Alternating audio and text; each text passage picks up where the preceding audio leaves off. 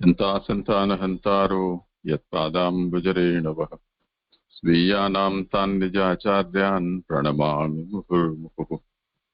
यदनुग्रहतो जन्तुः सर्वदुःखातिगो भवेत् तमहं सर्वदा वन्दे श्रीमत्वल्लभनन्दनम्। अज्ञानतिमिरान्धस्य ज्ञानाञ्जनशलाकया चक्षुरुन्मीलितं येन तस्मै श्रीगुरवे नमः। नमामि हृदये शेषे लीलाक्षीराब्धिशायिनम् लक्ष्मीसहस्रलीलाभिः सेव्यमानं कलानिधिम्। चतुर्भिश्च चतुर्भिश्च चतुर्भिश्च त्रिभिस्तथा षड्भिर्विराजते योऽसौ पञ्चदा हृदये।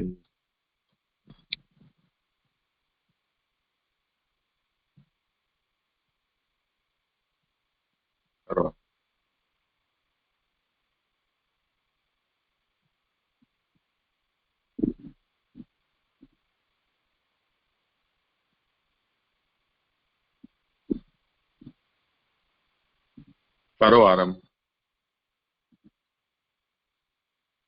हाँ, दंडवत प्रणाम जय जय। आज मेरो क्रम है। हाँ, 33 श्लोक को अवगाहन करेंगे आज। भागवत ग्रंथ को साथ साथ आनंद रूप हरि की आनंद रूप लीला, इसमें हम लोग द्वादश स्कंध है, जिसमें हम लोग प्रथम स्कंध अधिकार लीला का अवगाहन कर चुके हैं। अभी द्वितीय स्कंध का हम लोग अवगाहन कर रहे हैं। उसमें कुल 3 प्रकरण है और द्वितीय स्कंध का यह प्रकरण का प्रकरणार्थ है अंग सहित श्रवण। इसमें कुल 3 प्रकरण है। एक तत्वज्ञान, तत्व ध्यान, दूसरा रथ प्रसाद और तीसरा मनन यानी विमर्श। विमर्श में 2 प्रकार समझा है, 2 प्रकार से विमर्श बताया है यहाँ पे। एक तो उत्पत्ति से और एक उपपत्ति से। उत्पत्ति में एक स्थूल से उत्पत्ति बताई और एक अंतर्यामी से बताई, जिसमें स्थूल में हमने देखा कि स्थूल मूर्त का 5वें अध्याय में हमने अवगाहन किया और स्थूल अमूर्त का हमने 6ठे अध्याय में अवगाहन किया। और ये उत्पत्ति का दूसरा जो प्रकार है अंतर्यामी की उत्पत्ति, तो उसमें ये 7वें अध्याय में आ रहा है इसका, जो हमने ब्रह्मा जी ने नारद जी को अंतर्यामी के प्रागट्य के प्रकार कहते हैं इसमें। तो दूसरे अध्याय में जो सूक्ष्म ध्यान का निरूपण किया था, उसका 7वें अध्याय में विस्तृत विवरण करने में आ रहा है। परीक्षित के जो प्रश्न थे कि जीव का सर्वात्मना कर्तव्य क्या है, तो उसके उत्तर में ये परीक्षित जी ने यहाँ नारद जी ब्रह्मा जी के संवाद से ये स्कंद में समझा रहे हैं कि पुरुषोत्तम की जो भक्ति है वो हर एक जीव का कर्तव्य है। और इस पुरुषोत्तम की भक्ति के लिए यहाँ अवतारों के प्रागट्य की कथा श्लोक 1 से 25 तक की है। अवतारों का भी मूल प्रश्न है और यह विमर्श प्रकरण जो है ये कृष्ण की पुरुषोत्तमता सिद्ध करता है। कृष्ण की पुरुषोत्तमता सिद्ध नहीं होती तो साधन जो है वो अप्रमाणित हो जाते। और आगे अन्य अवतारों का जो चरित्र कहा गया है, ऐसा ही चरित्र कृष्ण का भी समझ लेते हम लोग, किंतु यहाँ जो है वो कृष्ण के महात्म्य और स्वरूप का निरूपण करके कृष्ण की पुरुषोत्तमता सिद्ध कर किया है। स्वरूप का निरूपण करते हुए बता रहे हैं कि कृष्ण का स्वरूप कैसा है, तो बोलते 10 विध लीलायुक्त शोभायमान है। और श्लोक संख्या 26 से 35 तक भगवान की एक एक लीला में जो धर्म रूप कृष्ण के एक एक लीला में जो धर्मी रूप कृष्ण के एक एक धर्म की जो विवेचना की गई है, जिसमें हमने एक अधीनत्व से लेकर भ्रंग तक के भगवान के धर्म कौन सी लीला के द्योतक है वो हमने देखा। जिसमें कल हमने भ्रंग का जो है वो वर्णन देखा कि अभी हम लोग जो भगवान की 8वीं लीला है, निरोध लीला, उसमें जो धर्म है संसूचन, उसकी अभी हम 33वें श्लोक में उसकी विवेचना करेंगे, देखेंगे। आभासार्थ, इस तरह भंग रूप भगवत धर्म का निरूपण करके अब संसूचन करते हैं।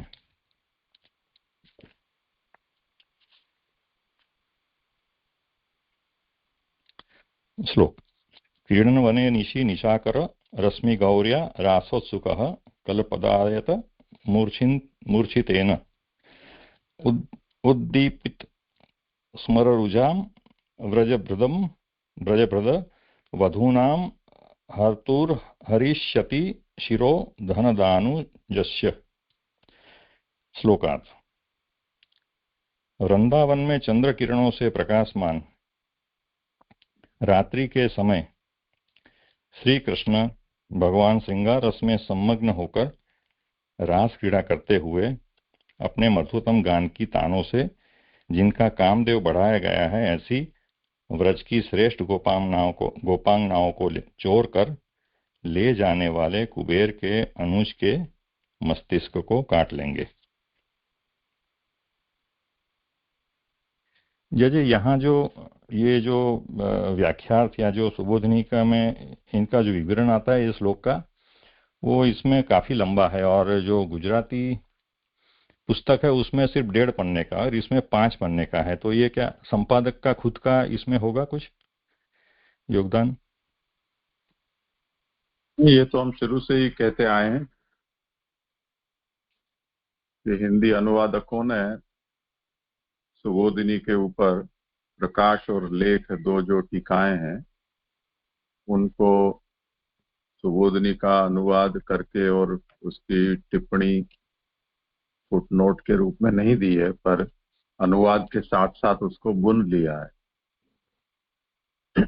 इसलिए ये शुद्ध सुबोधिनी का अनुवाद नहीं है, पर प्रकाश और लेख इन दोनों के आशयों को इसमें साथ में लेकर और भावानुवाद है। जी जी, इसलिए वो विस्तृत है।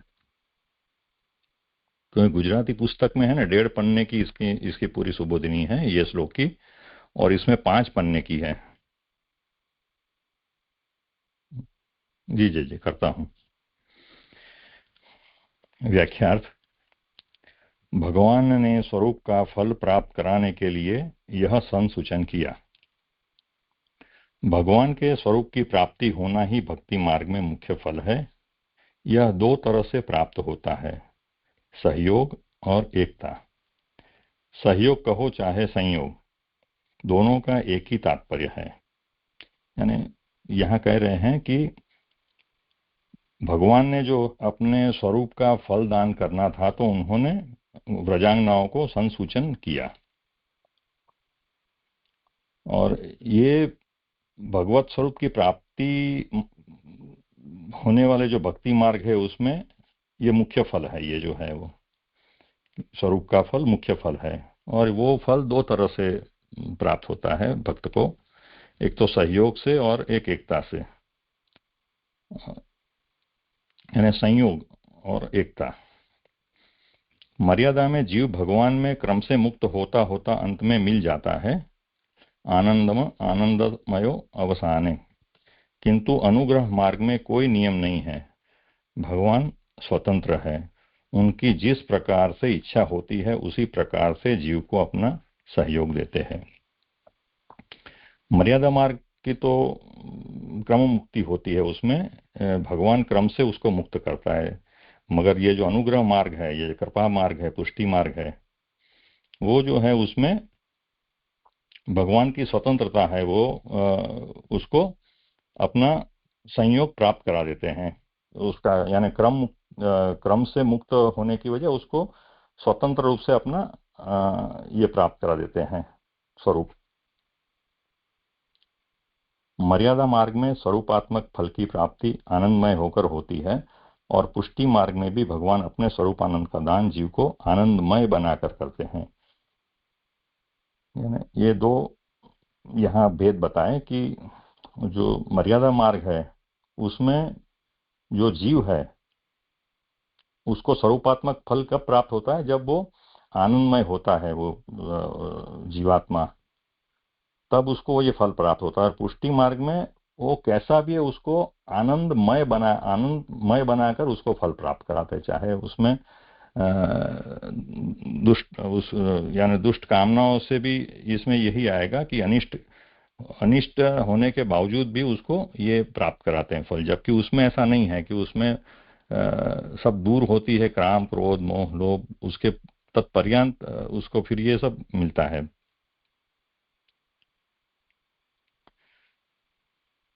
केवल भेद इतना है कि मर्यादा में जीव के अन्य अंश मुक्त होते होते शुद्ध चैतन्य मात्र रह जाता है, तब उसको भगवान आनंदमय रूप बनाकर स्वरूप कर लेते हैं। यानी मर्यादा मार्ग में क्या होता है कि वो शुद्ध, आखिर में वो शुद्ध चैतन्य ही रह जाता है, और उसके तत्पश्चात जो है भगवान उसको वो चैतन्य को आनंदमय बनाकर अपने स्वरूपस्थ कर लेते हैं। पुष्टि मार्ग का प्रकार किंतु भिन्न है। इहैव समवन्यन्ते प्राणाः। श्रुति के अनुसार प्रभु जीव के देह में, इंद्रियों में, अंतःकरण में और स्वरूप में प्रत्यक्ष ही आनंद का प्रवेश कराकर आनंद रूप फल का दान देते हैं। पुष्टि मार्ग विलक्षण मार्ग है, तो यहाँ पे क्या है कि उसके सकल देह में, इंद्रियों में, अंतःकरण में, सब जगह आनंद का प्रवेश कराकर उसको फल का दान करते हैं। अतएव भक्त इस फल को उत्तम मानते हैं और चाहते हैं। श्री गोपीजनों को भी स्वरूपात्मक फल का दान किया है। यह रास क्रीड़ा ही उस स्वरूपात्मक फलदान की सम्यक सूचना है। तो जो गोपीजन थे उनको भी भगवान ने यही फल का दान दिया है। तो जो रास क्रीड़ा है वो फलदान की एक सूचना है, ठाकुर जी द्वारा दी गई। इस सूचना में सम्यकत्व, उत्तमत्व, अनिष्ट निवृत्ति है। ये अभी जितना पढ़ा उसमें श्री गोपीजनों को भी स्वरूपात्मक फलदान किया है। यह रास क्रीड़ा ही उस स्वरूपात्मक फलदान की सम्यक सूचना है। इतना ही अंश सुबोधिनी में है। इससे ऊपर का जो है वो सब अनुवादक ने भूमिका के रूप में अपनी ओर से दिया। न तो ये प्रकाश में है, न लेख में है, न सुबोधिनी, पर विषय को समझाने के लिए उन्होंने। अब अच्छी बात ये होती कि इन सब चीजों को वो ब्रैकेट में डाल देते या सुपरस्क्रिप्ट में इस बात को वो लिख देते कि इतना अंश मेरा है, या आधुनिक पद्धति का उपयोग करते हुए उसके फॉन्ट्स बदल देते या पॉइंट साइज बदल देते। पर अब जो भी है सो इसमें साथ ही साथ है। हम कर लेते थे जी, अभी इसको ब्रैकेट में डाल देते हैं।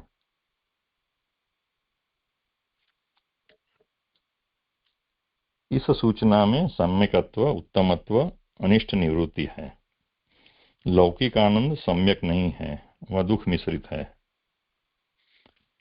अपत्य, ग्राहस्थ्यादि, रोगादि अनेक अनिष्टों से वह फल घिरा हुआ रहता है, किंतु यह भगवत क्रीड़ा अनिष्टों को दूर करने वाली है, अतएव इसे संसूचन कहा गया है। तो यहाँ लौकिक आनंद की व्याख्या कर रहे हैं कि लौकिक आनंद कैसा होता है। तो वो सम्यक नहीं होता है, पूर्ण नहीं होता है, संतुलित नहीं होता है, वो मिश्रित होता है, दुख मिश्रित होता है। क्योंकि संतति है या गृहस्थ आदि के जो ये होते हैं, रोग होते वगैरह, अनिष्टों से वो घिरा हुआ रहता है। इसीलिए लौकिक आनंद कभी भी सुख जनित नहीं है, वो दुख मिश्रित है। किंतु यह भगवत क्रीड़ा अनिष्टों को दूर करने वाली है, अतएव इसे संसूचन कहा गया है। यहाँ जो उल्लेख संसूचन का जो अभी लीला करने वाले प्रभु, तो वो कैसा है कि वो अनिष्टों को दूर करती है। अनिष्ट परिहार पूर्वक इष्ट स्वरूपानंद प्राप्ति का दृष्टांत श्री गोपीजन है। निसाधन भक्ति मार्ग में इनको ही पूर्ण पुरुषोत्तम की प्राप्ति हुई। यानी अनिष्ट परिहार यानी अनिष्ट को दूर करके इष्ट की प्राप्ति कराई है यहाँ गोपीजनों को। और निसाधन भक्ति मार्ग में सिर्फ गोपियों को ही पूर्ण पुरुषोत्तम की प्राप्ति हुई है। गोपीजन संबंधी चरित्र ही निसाधन भक्ति मार्ग में स्वरूपानंद फल की सूचना देने वाला है। भगवत स्वरूप का भोग ही सर्वोत्तम फल है। वह अन अवतरणीय पुरुषोत्तम का भी हो सकता है, किंतु उसकी सूचना लोक में न हुई और न होना संभव है। तो भगवत स्वरूप का जो भोग है वो सर्वोत्तम फल है, और वह पुरुषोत्तम का भी होता है, और इसीलिए उसकी सूचना लोक में न हुई। तो संसूचन को यहाँ पे समझा रहे हैं कि भाई ये सूचना लोक में न हुई, वो जिसका करना था अनिष्ट परिहार उनको ही हुई है। तो यह एक मार्ग की विलक्षणता बता रहा है। किंतु गोपीजनों में जो भगवान पुरुषोत्तम के स्वरूप का साक्षात उपभोग किया, यह सब लोगों को विदित हुआ, इसलिए यह सम्यक संसूचन है। यहाँ बता रहे हैं कि जो गोपीजनों ने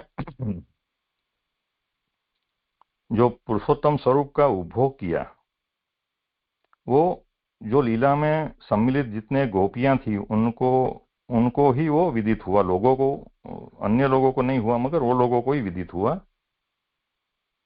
इसीलिए यह संसूचन है। यहाँ पूर्वता बता रहे हैं, भगवान ने यह क्रीड़ा वृंदावन में रात्रि में की। वन में लौकिक क्रियाओं की निवृत्ति हो जाती है, ग्रहोपस्करादि के न होने से, और रात्रि में वैदिक क्रियाओं की निवृत्ति हो जाती है निषेध होने से। इस तरह लौकिक और वैदिक दोनों तरह के विक्षेप बाधाएं नहीं रहते हैं, तब जीव के साथ भगवान क्रीड़ा करते हैं। यानी भगवान को अगर जीव के साथ क्रीड़ा करनी है जीव को, तो वो बाधा रहित होना चाहिए। वो समय काल जो है वो बाधा रहित होना चाहिए, जिसमें कोई बाधा नहीं होनी चाहिए। तो इसीलिए यहाँ जो वृंदावन में जो ये क्रीड़ा की है वो रात्रि के समय में की है, क्योंकि रात्रि में क्या होता है कि लौकिक कार्यों की निवृत्ति हो जाती है। कोई सूर्योदय के समय में ही शुरू होते हैं और सूर्यास्त से पहले वो संपन्न हो जाते हैं। तो वैदिक कोई लौकिक क्रियाओं का भी निवृत्ति हो गई थी, क्योंकि घर काम होता है अपना, रसोई बनाना, झाड़ू बर्तन उपकरण आदि जो भी होते वो भी रात को तो होते नहीं हैं। तो लौकिक से भी निवृत्ति हो गई थी और वैदिक क्रियाओं से भी निवृत्ति हो गई थी। तो इसीलिए ये रात का समय चुना गया है यहाँ पे ये फलदान के लिए। वृंदावने निशि दोनों पद पास पास कहने से यह तात्पर्य है कि लोग वेद की निवृत्ति मात्र होने पर ही पुरुषोत्तम स्वरूप का उपभोग मिल सकता है। यानी पुरुषोत्तम स्वरूप का भोग की एक कंडीशन यह है कि वो तब मिल सकता है जब जो लोक वेद की निवृत्ति हो गई हो, तभी ये फल मिल सकता है। रात्रि में सर्व निवृत्ति हो जाती है। लौकिक वैदिक सर्व की निवृत्ति करा देने वाली भक्ति भगवत शक्ति है, और रात्रि में ये वैसे भी सर्वनिवृत्त हो जाता है, ये सब लौकिक वैदिक। तो ये भगवत शक्ति है निवृत्त करा देने वाली। भक्ति कुमुदिनी को खिलाने वाला निशाकर चंद्रमा है। भगवान का मन ही चंद्रमा है, उसे यह निशाकर पद से कहा है। जो भक्ति रूपी जो कुमुदिनी है उसको खिलाने वाला कौन है? तो निशाकर चंद्रमा है, और यहाँ उसको भगवान का मन है। वो चंद्रमा क्या है? तो भगवान का मन है। निशाकर रश्मि मौर्य, भगवान की जो रश्मि किरणें हैं, भगवान मन की जो रश्मि किरणें हैं, यानी मन की विविध इच्छाएं हैं, उससे यह रात्रि रंगी हुई है।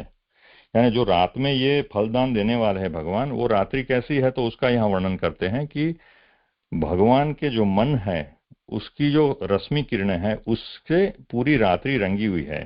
और उसमें मन की विविध, भगवान के मन में भी विविध इच्छाएं हैं। तो ऐसी इच्छाओं के साथ पूरी रात्रि जो है वो रंगी हुई है।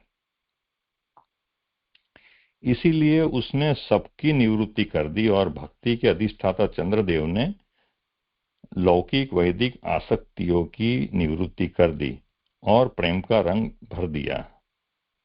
अतएव चंद्रमा को यहां निशाकर कहा।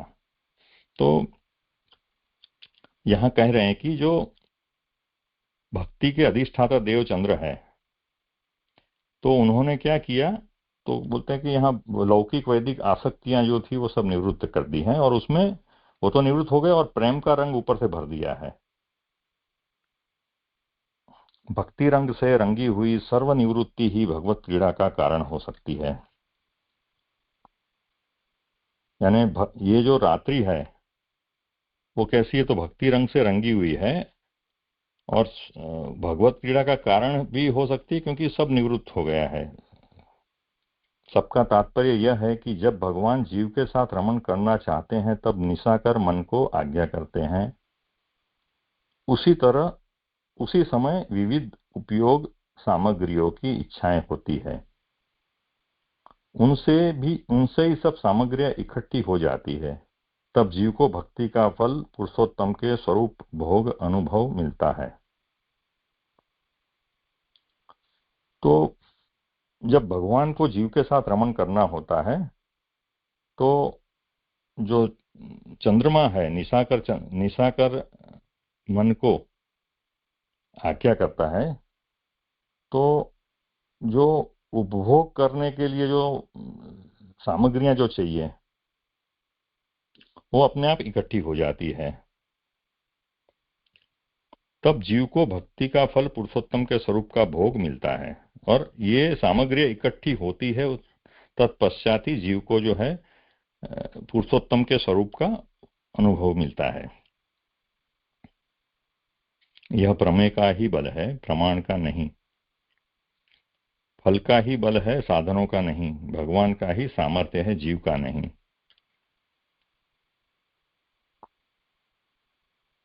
अतएव भगवान रासोत्सुक हुए। रास ने भगवान को क्रीड़ा करने का उत्साह दिलाया है। रासे अत्र उत्सुक रासोत्सुक। तो ये जो आगे बताया, तो वो जो वातावरण तैयार हुआ उसी कारण भगवान भी क्या हुए, रासोत्सुक हुए,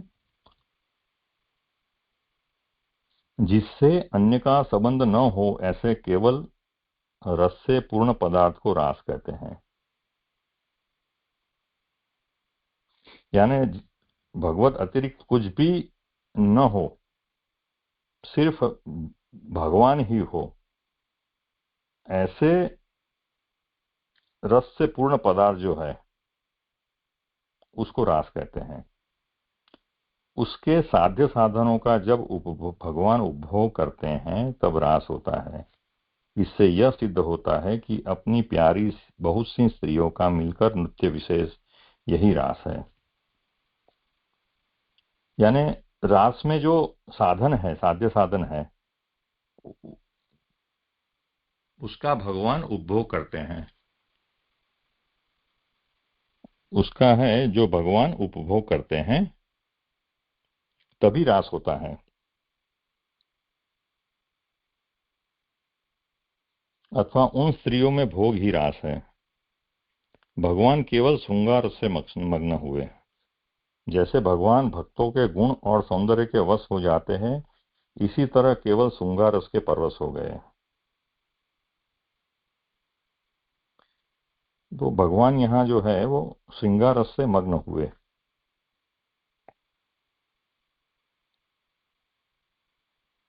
और परवश भी हो गए।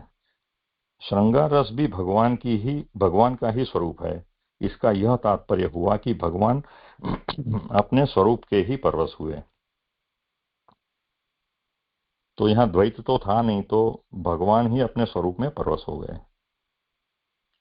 उस समय आप तो रसाभिनिविष्ट रस से पूर्ण थे, किंतु गोप स्त्रियों में भी पूर्ण रस का आविर्भाव कराने के लिए सुंदर कंठ से मीठे स्वरों की गतियों से उन्होंने अनेक तरह की मूर्छना तान प्रतान की।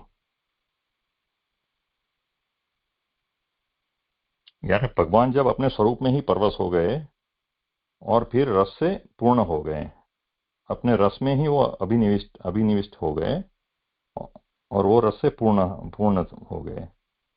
किंतु जो गोप स्त्रियां थी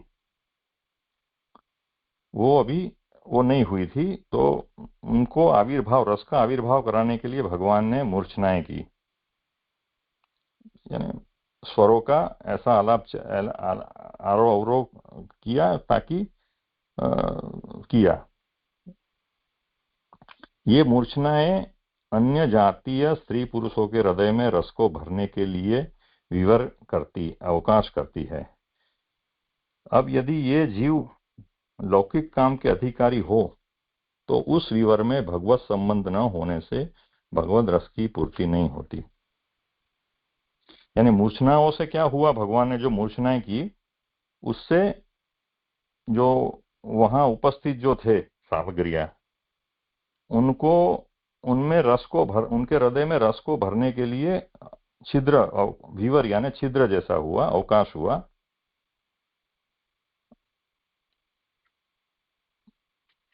यदि वो जो स्त्रियां थी वो लौकिक काम के अधिकारी हो अगर हैं तो उनमें ये भगवत संबंध का रस उसमें भरा नहीं जाएगा, ऐसा यहाँ कह रहे हैं। तब उस विवर को पूर्ण करने के लिए भगवत स्मरणात्मक स्मर यानी काम का प्रवेश हो जाता है। जो गोपियों का यह वर्णन किया जाता है वो उनमें लौकिक कामनाएं थी, प्रभु संबंधी लौकिक कामनाएं की। तो क्या हुआ कि वो रस में वो विवर जो था उसको पूर्ण करने के लिए उनको भगवत स्मरणात्मक यानी काम का प्रवेश हो गया। वो जो विवर हुआ उसमें जो भगवत रस भरने की बजाय वो भगवत स्मरणात्मक काम का जो यानी भगवान के प्रति लौकिक कामनाएं का प्रवेश वो विवर में हो गया।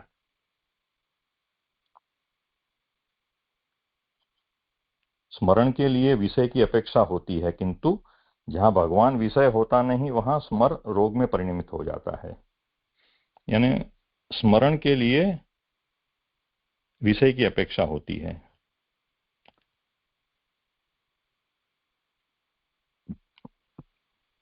जहां भगवान रूप विषय नहीं था, उनका विषय जो था वो भगवान रूप नहीं था, तो क्या हुआ, वो जो काम था उनके अंदर जो काम था वो रोग में परिणत हो गया, क्योंकि उनको भगवत इच्छा नहीं थी, भगवत के प्रति लौकिक कामना थी, उनको रति क्रीड़ा की कामना थी, वो उसकी वजह से वो पूर्ण नहीं हुई भगवान से, तो वो रोग में परिणमित हो गया। जैसे भूखे को भरने के लिए यदि अन्नादि विषय मिल जाए तब तो देहादि धारण करने वाली हो जाती है, किंतु यदि उसे उसका विषय न मिले तो वह भूख रोग हो जाती है। यानी यहाँ समझा रहे उदाहरण देके कि गोपियों को कैसे वो भगवत जो उनका विषय जो था भगवान रूप विषय नहीं था उनको, तो जैसे भूखा आदमी है, अगर उसको खाना मिल जाए तो पुष्ट हो जाएगा, मगर उसको अगर खाना नहीं मिलेगा तो वो भूख ही उसको रोग बन जाएगी, उसको मार डालेगी। इसी तरह रसानुभाव कराने वाले यह सभी भाव यदि अपने अपने विषयों को न पा सके तो वे रोग हो जाते हैं। ऐसे रोगों से देहादि के नाश की संभावना रहती है। यानी जो भी रस अनुभव करने वाले जो लोग होते हैं, अगर उनको तत्त रसों का या तत्त रस के अनुरूप विषयों का जो पान नहीं कर सकते हैं तो वो रोगी बन जाते हैं, और ऐसे रोग से देहादि का नाश की संभावना रह जाती है। कितनी ही गोपियों में लौकिक काम था, वे भगवान श्री कृष्ण को लौकिक नायक चाहती थी। भगवान उनके काम को अकाम करना चाहते थे, इसलिए उनके हृदय में अलौकिक रस था। यानी जो गोपियां इनमें थी वो कुछ लौकिक काम वाली थी। वो भगवान को कैसे चाहती थी कि भगवान उनके हीरो है, रोल मॉडल है, ऐसे चाहती थी वो। तो भगवान उनके वो काम को जो है वो अकाम करना चाहते थे, यानी काम को भगाना चाहते थे। अकाम करना यानी नाबूद करना चाहते थे। इसीलिए उनके हृदय में अलौकिक रस था, आनंद का प्रवेश कराना चाहते थे। अलौकिक आनंद मात्र होने से अकाम है। भगवान कैसे है? उनमें अकाम है। क्यों अकाम है? क्योंकि उनमें अलौकिक आनंद मात्रा है। किंतु कतिपय गोपियां कामाधिकारिणी थी, अतः एवं भगवान रूप विषय आनंद वहां भरा नहीं गया। इसमें कुछ गोपियां जो थी वो उनमें काम विशिष्ट था, तो इसके लिए उनके जो जो भगवत रूप विषय है वो भगवत रूप विषय आनंद है, वो उनमें वो विवर में भरा नहीं गया। तब वह स्मरणात्मक काम भी रोग हो गया। तो वो जो भगवत स्मरण में लीन थी गोपियां, तो वो उनको रोग रूप हो गया। अतएव भगवत विरह में बहुत सी गोपियों के देह मृत्यु को प्राप्त हो गए। यह बात धारणयति कृच्छेन भ्रमर गीत के प्रारंभ में प्रभु ने श्रीमुख से कही है। वहां यह भी सूचित होता है कि कितनी गोपियां मर गई। तो ये जो उनको उनकी जो संतुष्टि नहीं हुई, उनको जो काम था, उनको जो विषय था, वो विषय की पूर्ति न होने से वो कुछ कुछ गोपियां मर भी गईं। अलौकिक आनंद प्राप्ति में यह बात नहीं होती, वहां निर्वाण सुख की प्राप्ति होती है।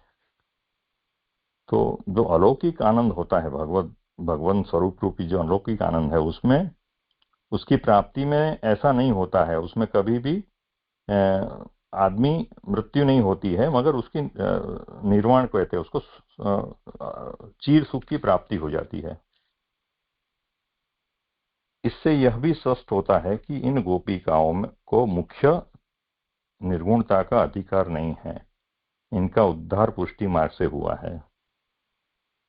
तो इनमें जो यह बात से तो यह स्पष्ट हुआ कि जो कुछ गोपियां थी वो उनका अधिकार मुख्यतया नहीं था, हीनाधिकार थी।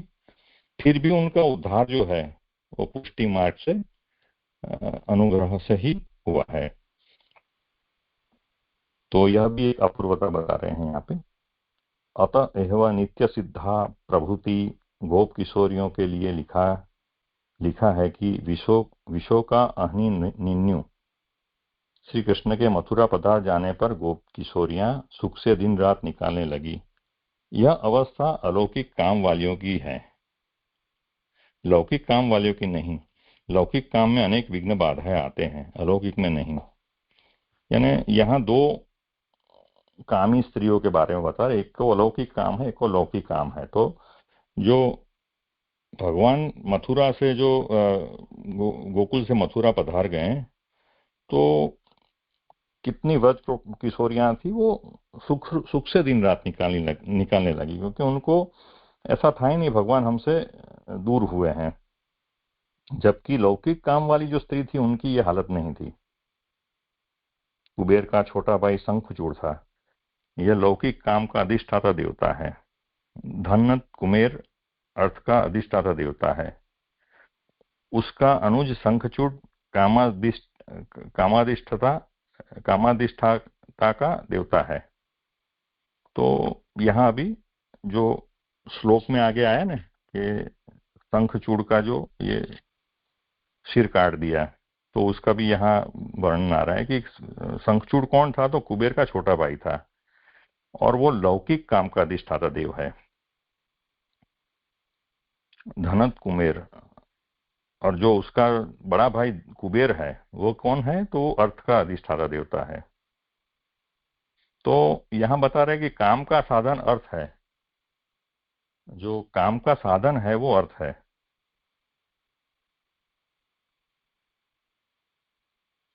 काम अर्थ से ही प्राप्त होता है। अतएव पहले अर्थ की उपेक्षा होती है, तदंतर काम की सिद्धि होती है। इसलिए शंखचूड़ को कुबेर का छोटा भाई कहा। जहां लौकिक काम होता है वहां भगवत संबंध का प्रतिबंध आ खड़ा होता है। शंखचूड़ ने भगवान के संबंध का प्रतिबंध किया। एकादश स्कंद में जहां भगवत धर्मों का निरूपण किया है वहां भगवत विषयक लौकिक काम की गणना नहीं की है। तो यहाँ जो गोपियों को लौकिक काम था कृष्ण के प्रति, तो वहां भगवत संबंध का प्रतिबंध होने से शंखचूड़ ने वो मौका ले लिया, तो भगवान के संबंध का प्रतिबंध किया उसने। यदि यह अलौकिक काम होता है तो प्रतिबंध उपस्थित न होता। ये गोपियां लौकिक काम वाली थी, अतएव लौकिक काम का अधिष्ठाता देवता शंखचूड़ भगवत संबंध में विघ्न रूप उपस्थित हुआ। यहाँ यह प्रश्न हो सकता है कि कैसा भी काम हो, किंतु जब वह भगवत विषयक है तब विघ्न क्यों उपस्थित हुआ। यहाँ शंका करते हैं कि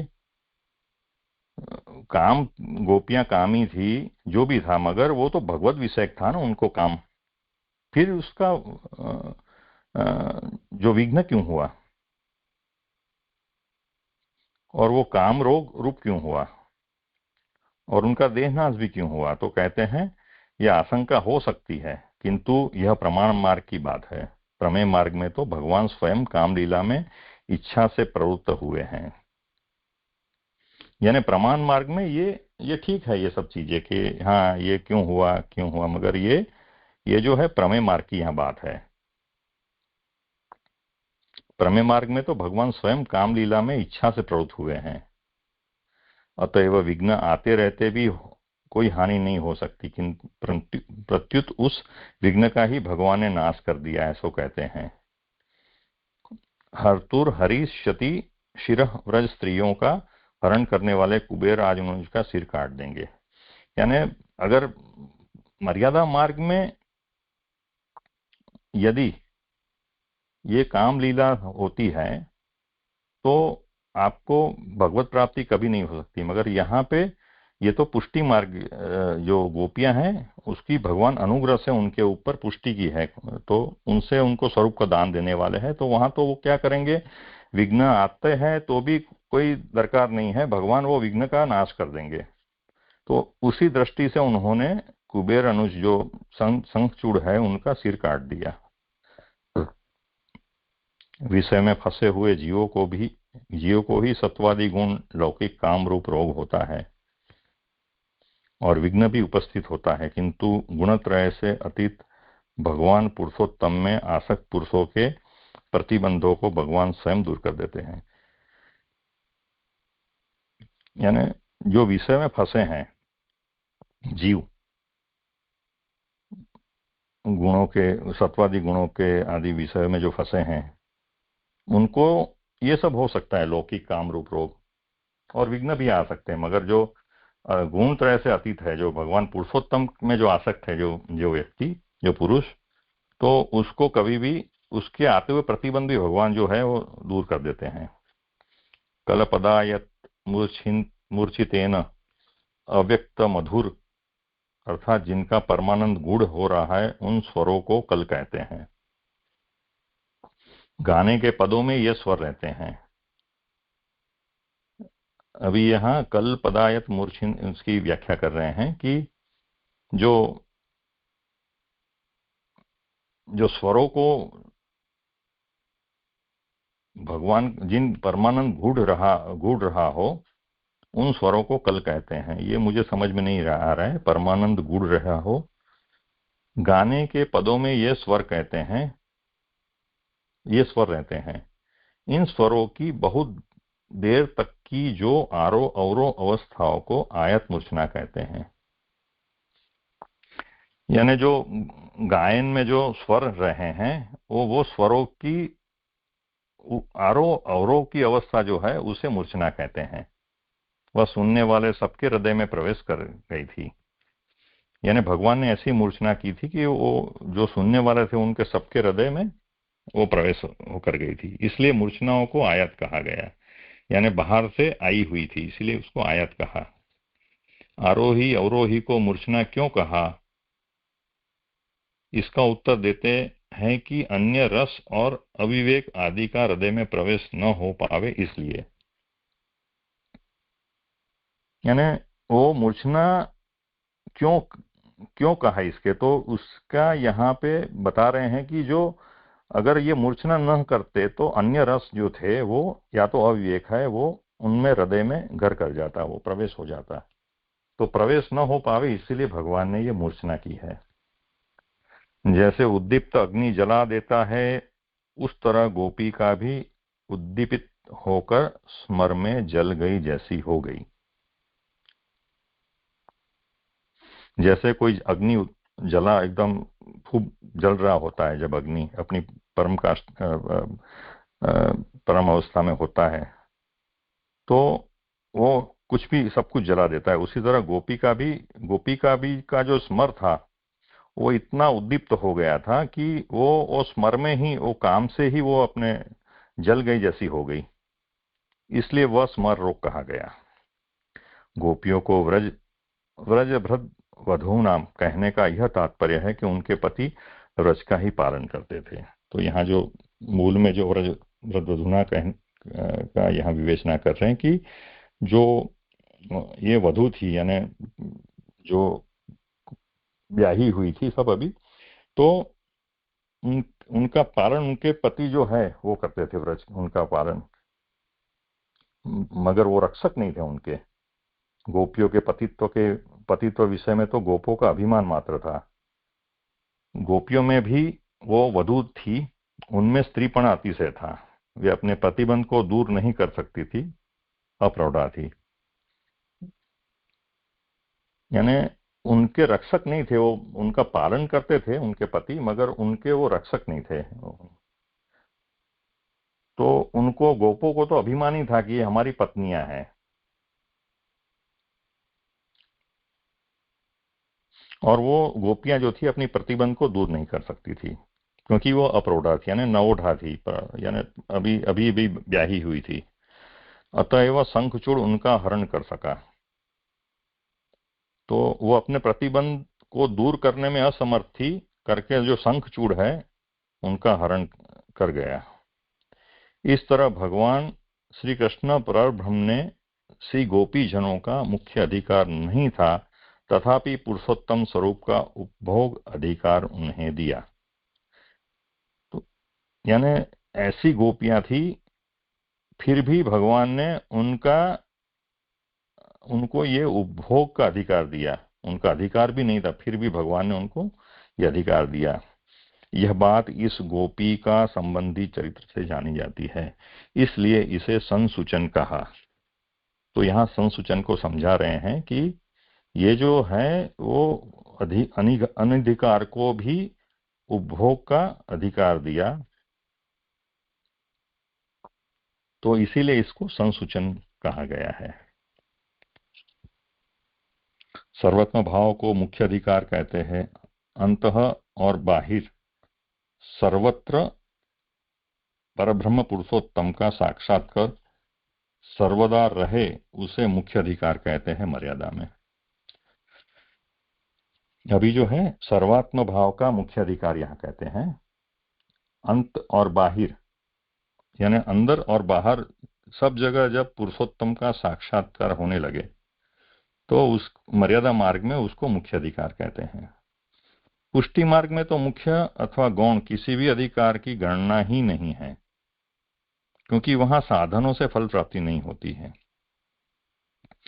पुष्टि मार्ग में कोई भी अधिकार गौण नहीं है और कोई भी मुख्य नहीं है, क्योंकि वहां साधन से फल प्राप्ति है ही नहीं। अतएव कहते हैं कि गोपियों को स्वरूप फल प्राप्त करने का दान दिया। इतना ही नहीं, किंतु सारे दशम स्कंद में अविवाहित भक्ति का ही भिन्न भिन्न प्रकारों से निरूपण किया है। तो यहाँ पुष्टि, ये जो अनुग्रह का मार्ग है, यहाँ पे भगवान ने जो इनको दान दिया है स्वरूप फल का, वो दसम स्कंद में जो है वो भिन्न भिन्न प्रकार से वर्णित किया गया है। अतः वह स्वरूप फल प्राप्ति का किसी का भी मुख्य अधिकार नहीं है। तो काम क्रोध लोभादि भाव के होने से स्वरूप भोग में प्रतिबंध आने उचित नहीं है। तथापि यदि भगवान पुरुषोत्तम में इस प्रकार का दृढ़ भाव रहे तो भगवान पुष्टिस्थ होने के कारण सब प्रतिबंधों को दूर करके स्वरूपात्मक फल का दान करते ही हैं। यह संसूचन समग्र संघ में है।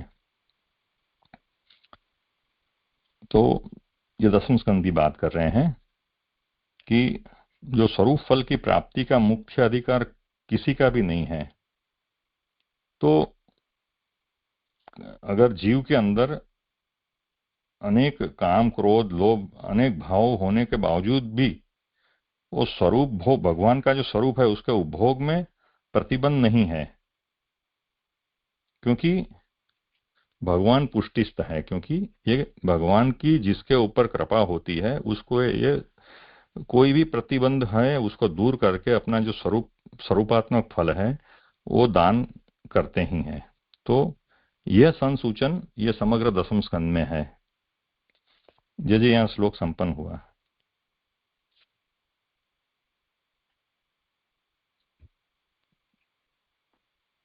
कुछ हो विचारणीय।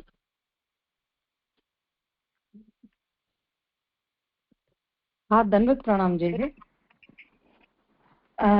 ये जो श्लोक का जो व्याख्यार्थ है ना, 33वें श्लोक का जो व्याख्यार्थ है, उसमें ऊपर से शायद 7वीं या 8वीं लाइन है उसमें कि जो पुष्टि मार्ग में जो प्रभु स्वरूपानंद का दान करते हैं वो तो नीचे एक्सप्लेन किया, वो समझ में भी आया।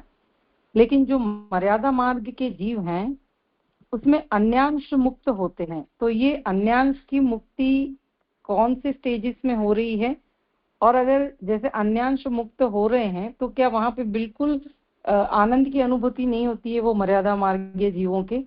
और जब शुद्ध चैतन्य रह जाता है तो क्या सिर्फ शुद्ध चैतन्य को ही आनंद की अनुभूति होती है? ये मर्यादा मार्ग में जो बता रहे हैं ना, इसको थोड़ा अगर ये स्पष्ट हो जाता तो। हाँ, ऐसा ही समझो। अच्छा, मतलब जो उनके जो स्टेजेस, जैसे जो जो स्टेजेस में मुक्त हो रहे हैं तो वहां पे आनंद की अनुभूति बिल्कुल नहीं होती है उनको?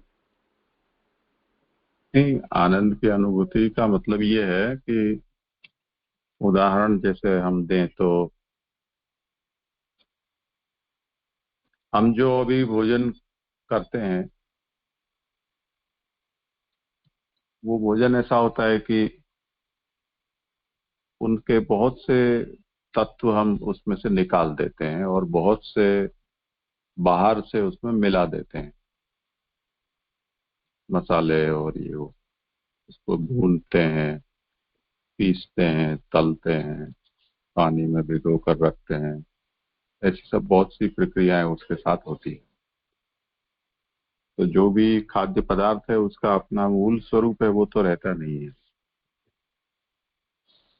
अब जिन प्राकृतिक परिस्थिति में जो रहते हैं पशु पक्षी आदि, उन सबको इस प्रकार का भोजन है वो, उनके टेस्ट बर्ड्स होते हैं, उनको वो एक्सेप्टेबल नहीं होता है, उनका अभ्यास नहीं होता है। हमें उतना शुद्ध प्राकृतिक आहार का अभ्यास नहीं होता है हमारे टेस्ट बर्ड्स को।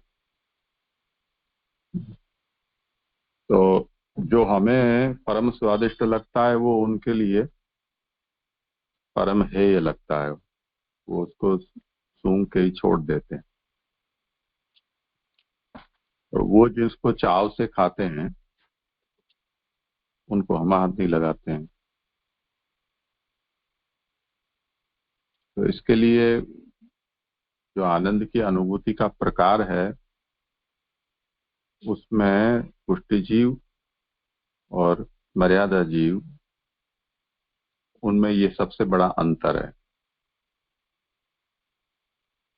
दोनों को भगवान आनंद प्रदान करते हैं, पर मर्यादा जीव को केवल आत्मा से आनंद की अनुभूति होती है यानी उनके ऊपर जो स्थूल सूक्ष्म देह का आवरण है उसको हटा दिया जाता है और केवल आत्मा आनंद स्वरूप होकर और अक्षर में लीन होती है।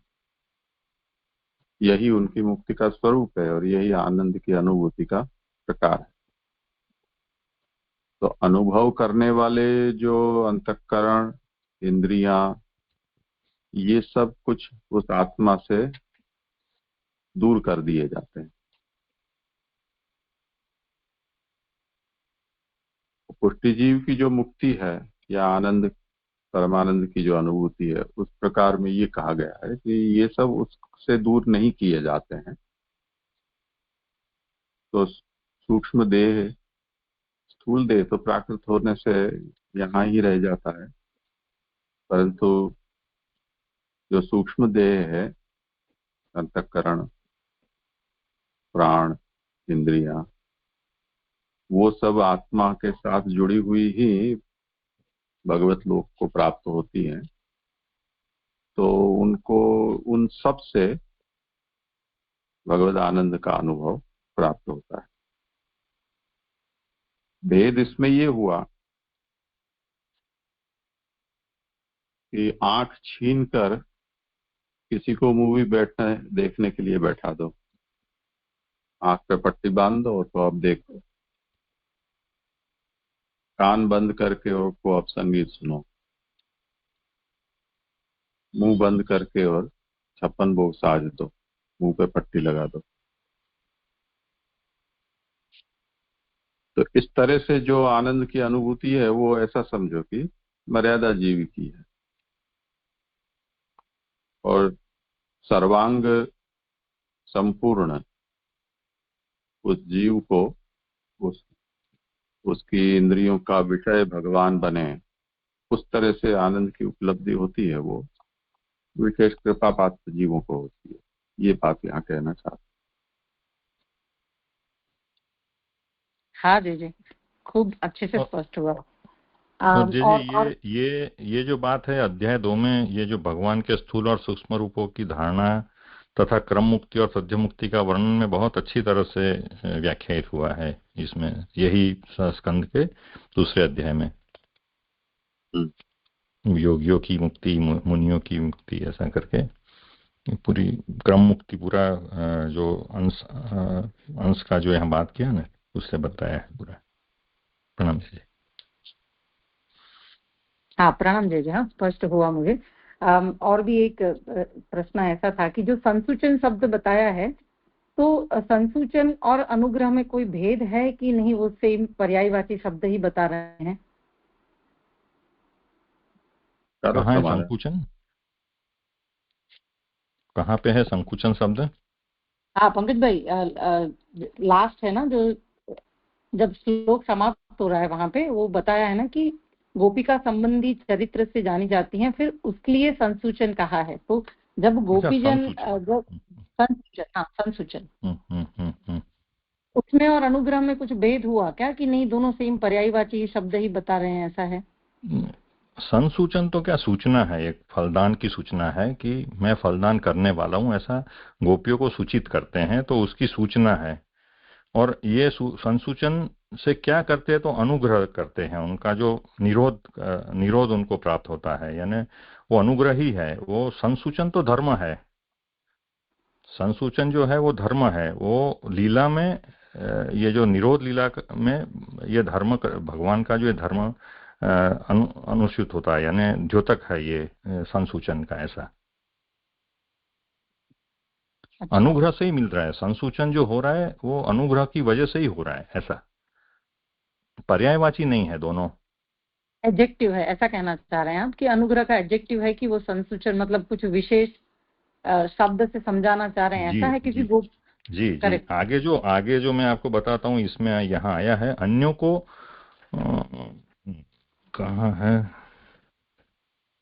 बताता हूँ मैं आपको, इसकी बहुत स्पष्टता यहाँ की है आगे कि ये, हाँ, उसकी सूचना लोक में न हुई। आप जो पहले पन्ने 310 में है ना, तो ये संसूचन इसीलिए है कि इसकी सूचना जो है लोक में किसी को प्राप्त नहीं हुई। जो फल लेने वाले थे, ग्राह्य थे, जो फल जिनको मिलने वाला था, उनको ही वो सूचन प्राप्त हुआ। अच्छा, इसीलिए मतलब इसको सम सूचन, जो उपसर्ग लगाया है ना सम, हाँ ये हाँ, इसीलिए लगाया है कि ये सिलेक्टिव है, कलेक्टिव नहीं है ना। सबको जितने थे वो सबको नहीं दिया है, मगर उसमें जिनको देना था उनको ही दिया है ना। सम्यक सूचन है ये। सम का मतलब, उपसर्ग का मतलब है सम्यक। अच्छा, मतलब जो है हिडन हिडन मैसेज जैसा है, कि हिडन भाव जैसा है, अनुग्रह कर रहे हैं प्रभु, बट वो जो है वहां पे कन्वे करना चाह रहे हैं संसूचन करके। ठीक है, वो उनको ही ये सूचना प्राप्त होती है जिनको ही हम्म, मिलने वाला है, ये अनुग्रह प्राप्त होने वाला है। हाँ, थोड़ा बहुत रिलेट हो रहा है। ठीक है, ठीक है, ठीक है पंकज भाई, ओके, प्रणाम जय जय। जय दंडित प्रणाम। जय दंडित प्रणाम। इसके नीचे वाली पंक्तियां समझ में नहीं आ रही है जय।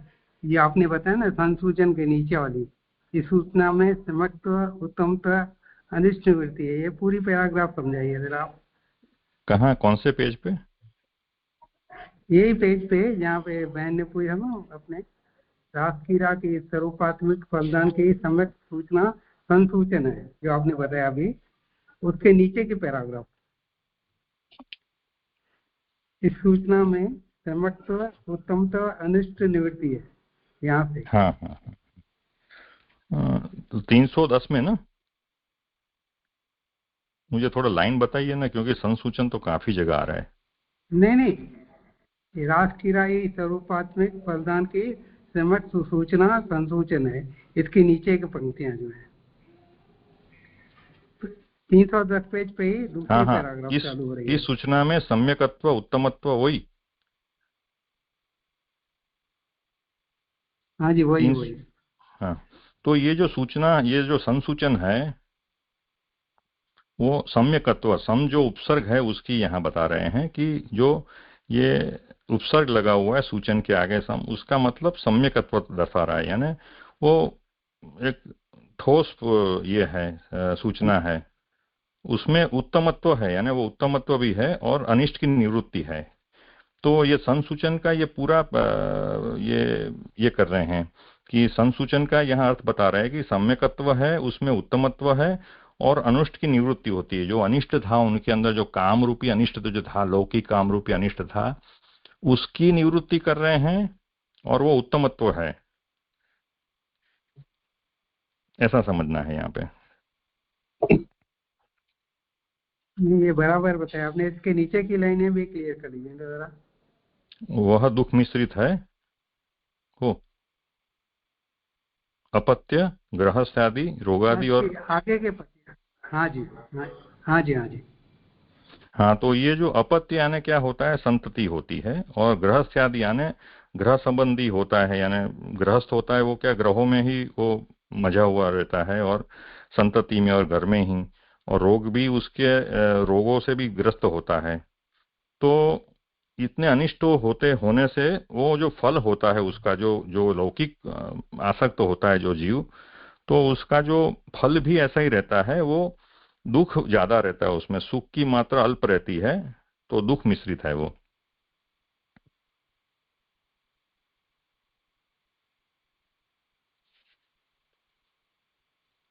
हाँ जी, हाँ जी।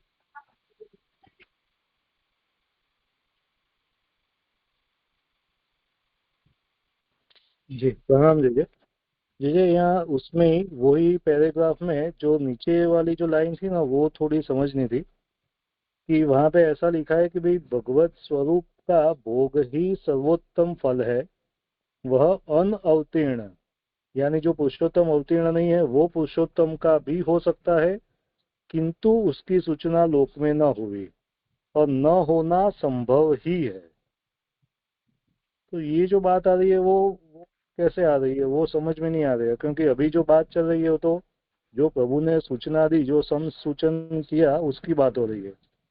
तो यहाँ पे जो बात आ रही है वो वह अनअवतीर्ण पुरुषोत्तम का भी हो सकता है और उसकी सूचना लोक में न हुई, न होना संभव ही है, किंतु गोपीजनों ने वो भगवान पुरुषोत्तम के स्वरूप का साक्षात उपभोग किया यह सब लोगों को विदित हुआ, इसलिए सम्यक सूचन या संसूचन है। ये स्पष्ट नहीं हो रहा है मुझे। ये मुझे है ना सिद्धांत के रूप में कही गई बात लगती है। जैसे अभी समझ लो कि अनवतार काल चलता है, अनवतार काल में ये अगर बात कहनी है, यही चरित्र की अगर बात करनी है, तो हम लोग कैसे कहेंगे कि जो अभी हम लोग प्रवर्तमान समय में कि भगवत स्वरूप का भोग ही सर्वोत्तम फल है अपने लिए, पुष्टि मार्गीय के लिए, ठीक है, वो अनअवतीर्ण पुरुषोत्तम का भी हो सकता है, किंतु उसकी सूचना लोक में नहीं है हुई। तो ये जो फल है वो सर्वोत्तम है, उसके बारे में लोक में कुछ ये नहीं है, कोई जानता नहीं है कि भाई ये सर्वोत्तम फल है, ये भगवत स्वरूप का भोग। क्या नहीं, ये मुझे इस तरह से लग रहा है ये। अच्छा, यानी जनरल वो पूरी वो जो उस समय की बात है वो नहीं, लेकिन अभी जनरल जो है वो टोन में लेना है ऐसा। वो जे ही बताएंगे, मुझे तो ऐसा लग रहा है, मगर थोड़ा सा मुझे भी संशय है इसमें, क्योंकि बहुत टेक्निकली ऐसे। हाँ जी जी, ये स्पष्ट नहीं हो रहा है जी। किसी को करना हो समाधान तो।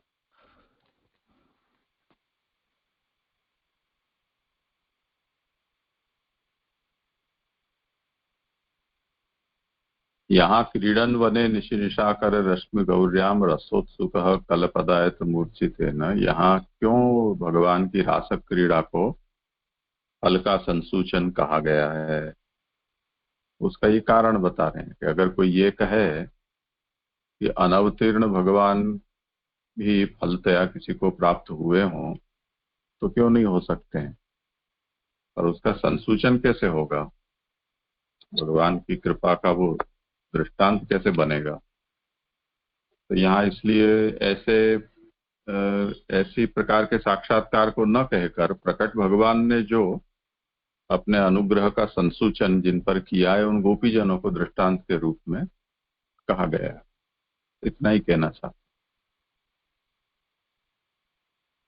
अच्छा जी जी जी, वो क्या जाति वो। में तो कहते हैं, गाम में कोई जाने नहीं ने हूँ वर राजा नहीं कोई। तो अब किसी को पता नहीं है, हो सकता है किसी को इस तरह से भगवत कृपा का साक्षात्कार हुआ हो तो हुआ हो, वो जाने भगवान। तो संसूचन वो कैसे बनेगा अनुग्रह का।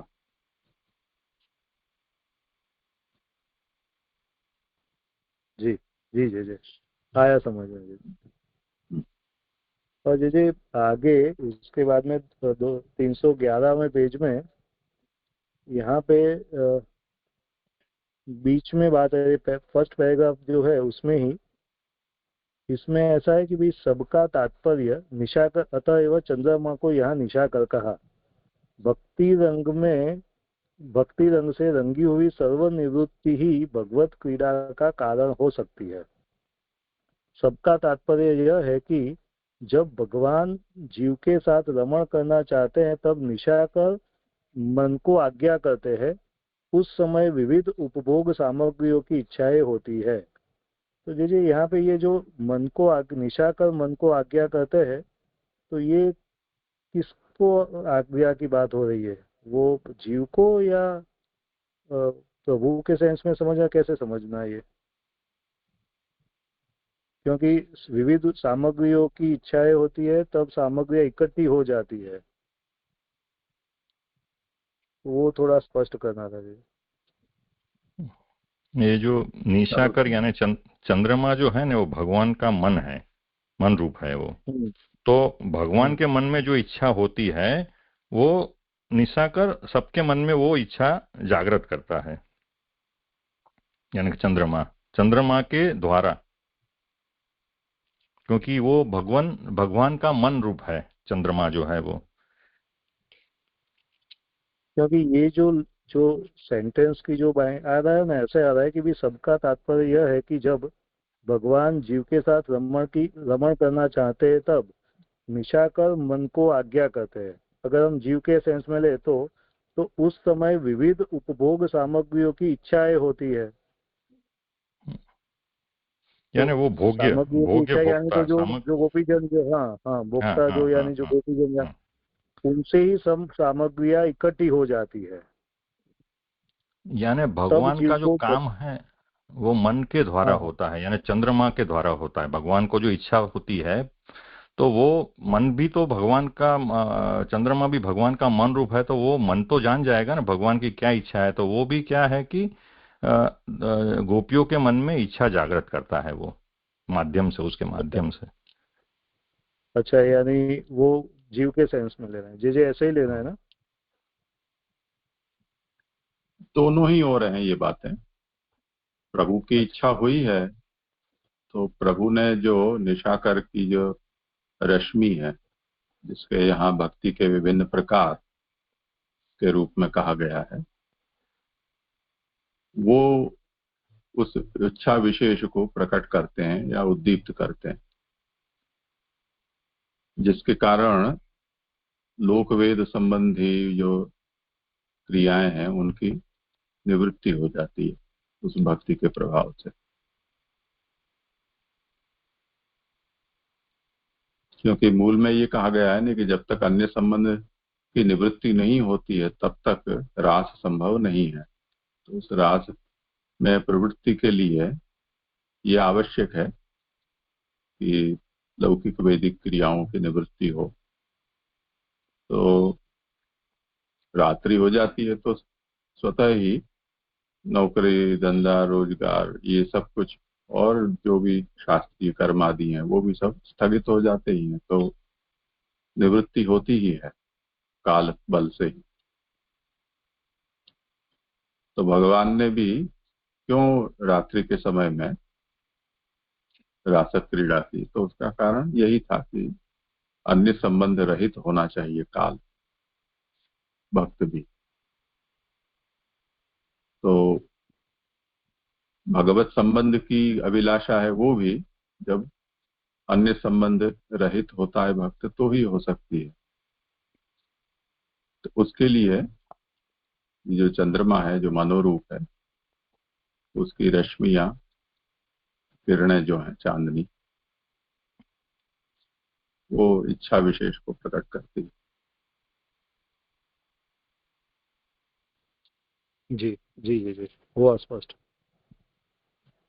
और जी ये जो उसके बाद में 312 में जो पहला जो पैराग्राफ था वो थोड़ा स्पष्ट नहीं हो रहा है कि ये जो मूर्छना है, पहली लाइन है, ये मूर्छना ये अन्य जाति स्त्री पुरुषों के हृदय में रस को भरने के लिए विवर अवकाश करती है। और फिर वो यदि ये जीव काम लौकिक काम के अधिकारी हो तो उस विवर में भगवत संबंध न होने से भगवत रस की पूर्ति नहीं होती, लेकिन उस विवर में पूर्ण करने के लिए भगवत स्मरणात्मक स्मर का प्रवेश हो जाता है। तो ये स्पष्ट नहीं हो रहा है। जैसे वो जैसे बताया कि उस तरीके से वो जगह करती है, ऐसे विवर अवकाश करती है, यानी उसको कैसे समझना? ये जो मूर्छना होती है ना, वो क्या कार्य करती है कि एक आपके अंदर एक ऐसा वो छिद्र करती है। वो छिद्र है ना अवकाश, जहाँ पे रस समाविष्ट हो सके। तो वो रस तो भगवत रूप था ही नहीं उनका विषय। तो क्या होता है कि वो उसमें कितना भी मूर्छना करे मगर वो भरा नहीं जाता है। यहाँ ये बात कहना चाहते हैं, क्योंकि जो गोपियां थी उनको भगवत संबंधी काम था, भगवान नहीं चाहिए उनको, भगवान संबंधी काम था। तो वो वीवर जो है वो विषय उनका जो काम था, वो काम भगवान काम रूप नहीं थे, काम रूप था वो शंखचूड़। तो वो वीवर में, वो छिद्र में शंखचूड़ चला गया। यहाँ बात ये कहना चाहते हैं। तो यानी लौकिक, क्योंकि लौकिक काम वाली गोपी की बात तो आई, यहाँ पे क्या लिखते हैं कि अब यदि ये जीव लौकिक काम के अधिकारी हो तो उस विवर में भगवत संबंध न होने से, तो यानी वो जो लौकिक काम वाली गोपियां थी उसमें भगवत संबंध न हुआ और शंखचूड़ चला गया, ऐसे भगवत रस की पूर्ति नहीं हो गई। और वो जो लौकिक रस का जो अधिष्ठाता देव है वो चला गया। तब उस विवर को पूर्ण करने के लिए भगवत स्मरणात्मक स्मर काम का प्रवेश हो जाता है। स्मरण के लिए विषय की अपेक्षा रहती होती है, किंतु वहाँ भगवत रूप विषय होता नहीं। जी, यानी ये तो ये ऐसा होने गोपियाँ पर जो भी फिर वो जो, हाँ हाँ बोलिए। हाँ बोलिए बोलिए। नहीं तो फिर उनके केस में ऐसा हुआ कि वो उनका लौकिक काम था, फिर भी वो जो था वो शंख चूट चला गया और भगवत स्मरणात्मक जो भगवत रस की पूर्ति नहीं हुई, फिर भी प्रभु ने उनको वो जो है उद्धार किया उनका। नहीं ऐसा भगवत हुआ। स्मरणात्मक तो था, भगवत का स्मरण तो था उनको, भगवत का स्मरण था। भगवान मुझे मेरे काम की कब पूर्ति करे, उस दृष्टि में उनको भगवत स्मरण था।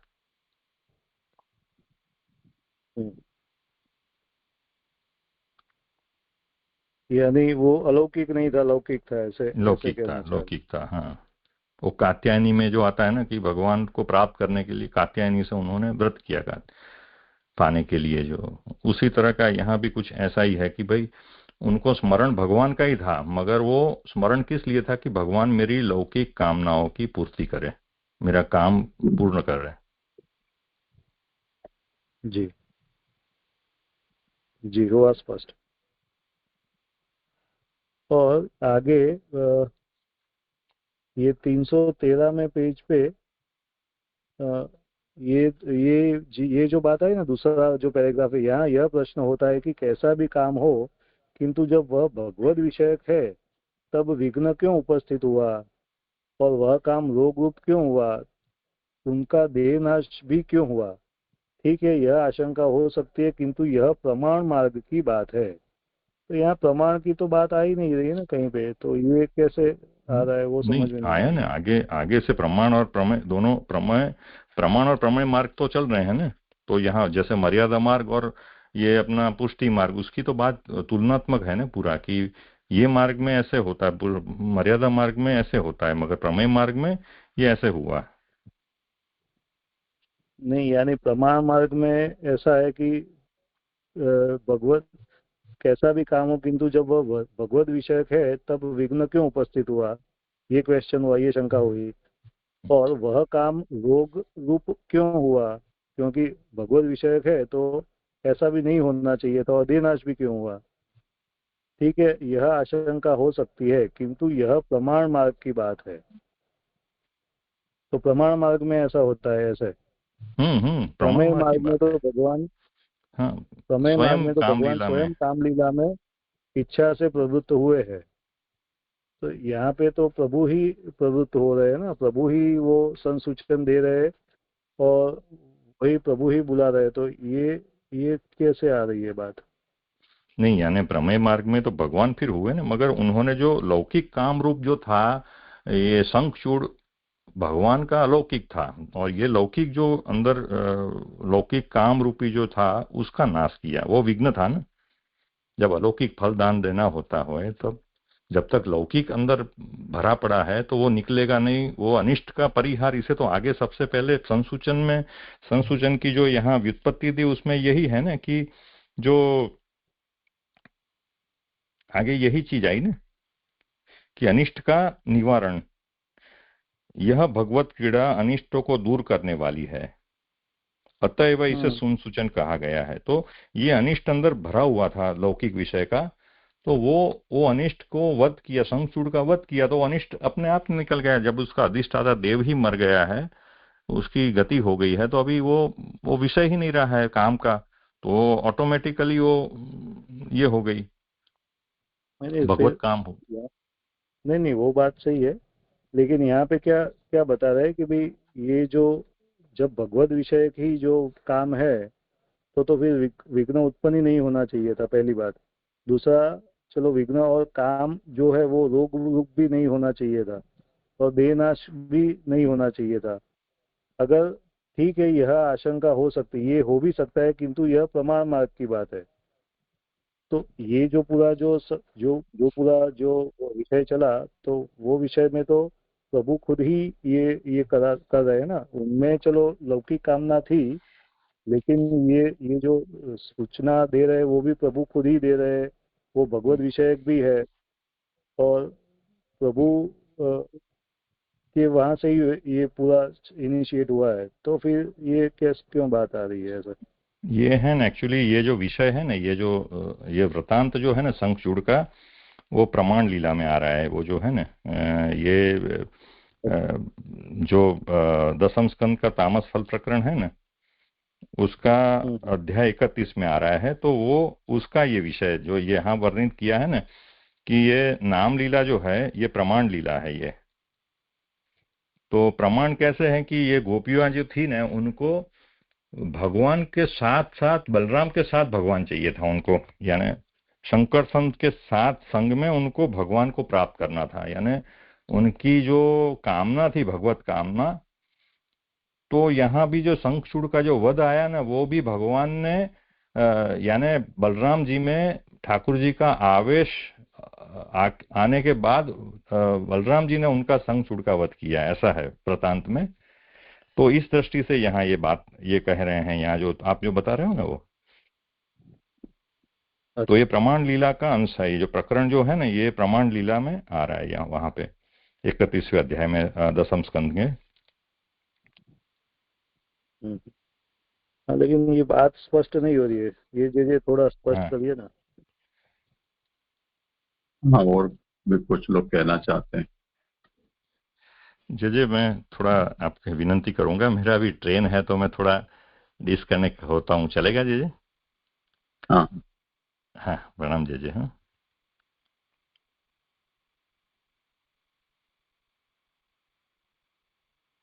हाँ, और किसी को इस प्रश्न पर कुछ कहना हो?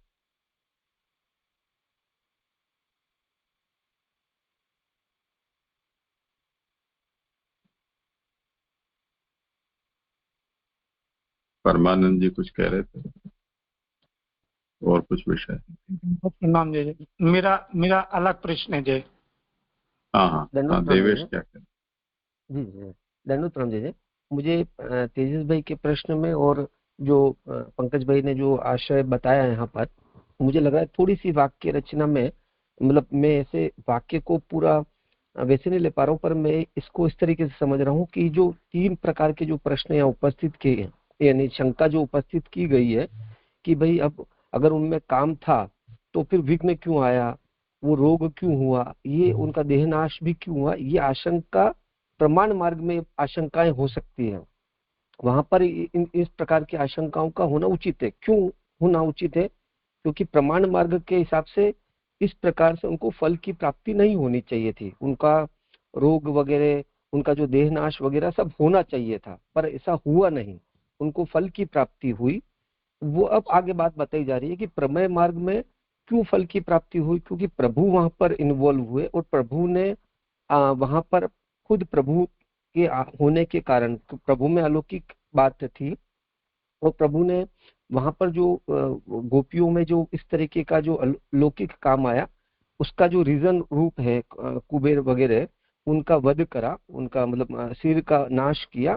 तो उसका रीजनिंग किया गया कि अब उनको फल मिला है, और जो फल मर्यादा के हिसाब से यानी कि प्रमाण मार्ग के हिसाब से नहीं मिलना चाहिए था, तो वो मिला है, और उसके पीछे का कारण ये है। तो ऊपर की जो बात कही गई है वो फल नहीं मिलना चाहिए, फिर फल क्यों प्राप्त हुआ, प्रमाण मार्ग में ये शंका हो रही है, ऐसा आशय लग रहा है जी। हाँ, पर क्या विषय आगे फिर? हाँ, मतलब ये हो रहा है कि जो तेजस भाई ये बोल रहे थे जी कि ये 3 प्रकार के जो प्रश्न हैं, वो उनका ये आना, मेरे जो आशय समझ आ रहा है प्रश्न का, कि प्रमाण मार्ग में भी वही बात आ रही है और प्रमेय मार्ग में भी वही बात आ रही है कि प्रमाण मार्ग, तो वहां प्रमाण मार्ग ये शंका कह रहा है कि फल नहीं मिलना चाहिए था, तो उनको फल क्यों मिला। तो आगे बात आई कि प्रमेय मार्ग में तो भगवान स्वयं कामलीला में इच्छा से प्रवृत्त हुए हैं, अतएव विघ्न आते रहते भी कोई हानि नहीं हो सकती, इसलिए उनको फल मिला है। प्रमाण के हिसाब से यहाँ पर विघ्न होना चाहिए था, तो वो जो शंका, विघ्न की शंका है, वो प्रमाण मार्ग के लिए उचित है, ऐसा आशय लग रहा है। हाँ, ठीक है। मतलब इतना सब होते हुए भी भगवान ने जो प्रतिबंधक शंखचूड़ था उसका आपने शिरच्छेद किया, क्योंकि भले ही लौकिक भाव ही था, काम भाव था, तथापि वो भगवद विषयक था और भगवान की इच्छा से ही वो काम जागृत भी हुआ था। तो जैसे दवाई देकर और रोग को बढ़ाया जाए अच्छी तरह से और उसके बाद उसका निवारण किया जाए, कुछ ऐसा यहाँ भगवान ने किया, तो वो ठीक है। अच्छा, यानी विघ्न तो उपस्थित होगा लेकिन फिर प्रभु उसको दूर कर देंगे, कैसे? और चाहे वो क्योंकि ये प्रमेय मार्ग है तो वहां पे वो विघ्न नहीं टिकेगा और वो दूर करके उनको फल की प्राप्ति होगी। जी जी जी जी। और जी इसके बाद में लास्ट जो पैराग्राफ है उसमें कल पदायत मूर्छेत्वेन अव्यक्त मधुर अर्थात जिनका परमानंद गूढ़ रहा हो उन स्वरों को कल कहते हैं। तो ये चीजें समझ में नहीं आ रहा है कि वो स्वरों में परमानंद गूढ़ रहा हो, ऐसे कैसे हो? यानी वो अव्यक्त मधुर अर्थात जिनका परमानंद गूढ़ रहा हो उन स्वरों को, तो स्वरों में ऐसी ये कैसे हो सकता है? वो समझ में नहीं आ रहा। ये जो टर्मिनोलॉजी है ये सब संगीत शास्त्र की है, भरत के नाट्य शास्त्र की है। तो जो काल पद है वो उसका क्या अर्थ होता है, आयत मूर्छना क्या कही जाती है, ये सब संगीत शास्त्र की टर्मिनोलॉजी है। तो कल नाद या कल ध्वनि या कल रव जिसको कहते हैं, वो क्या होता है? तो जो अव्यक्त हो परंतु सुनने में अच्छा लगता हो, मधुर लगता हो, उसको कल कहा जाता है। जैसे अच्छा, कोयल का स्वर बोला जाता है तो उसको कल कहा जाता है। अब यहाँ क्या हुआ है, तो भगवान ने ऐसा गान किया है रात्रि के समय जो परमानंद, अनभिव्यक्त परमानंद का प्रतिपादन करने वाला हो, शब्द ब्रह्म रूप जिसके स्वर हो, ऐसा।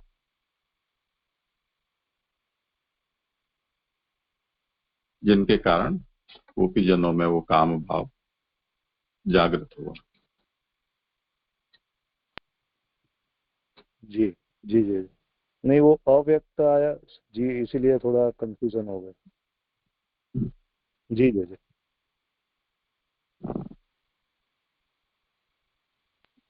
ये कतिपय गोपियां कौन सी हैं अजय जी?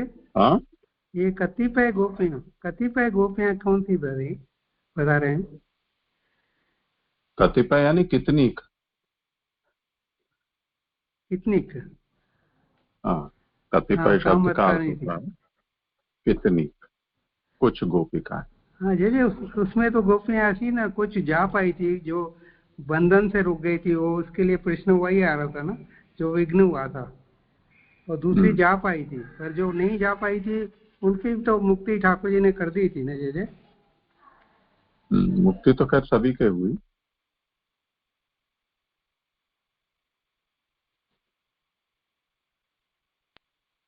मुझे दंडोत प्रणाम। जैसे वो संसूचन के बारे में थोड़ा और जानना था। ये संसूचन की अभी अवतीर्ण समय में और अनवतीर्ण पुरुषोत्तम का भी हो सकता है, किंतु उसकी सूचना लोक में ना हो।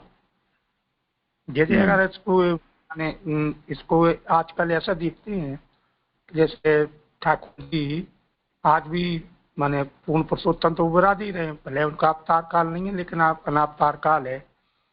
तो वो जिसको भी सानुभाव होती है, मान के चलो यूं ले कि सानुभाव होना ही, तो उनसे जो मांग के रोगे या कुछ भी लीला जो भी करे तो उसकी सूचना नहीं होती। लेकिन जैसे वार्ता में देखें कि महाप्रभु जी के समय भी ठाकुर जी विराजे, महाप्रभु जी ने जैसे माधुदास के बारे में कहा कि ये वही माधुदास है, तो सूचना तो हो रही है। गोसाई जी ने कहा यह वही डोकरी है, ये को तुम कुछ नहीं मानते कहीं। ठाकुर जी आके बिन बिन क्या रोक रहे। और आज के समय में जैसे आप मानो वल्लभ बालक हैं, वो सूचित करें मतरे जी ने इनको आज्ञा करके मोन्थार अरोगो इनसो मतरे जी सानुभाव हैं, तो इसको संसूचन नहीं मान सकते अनावतार काल में।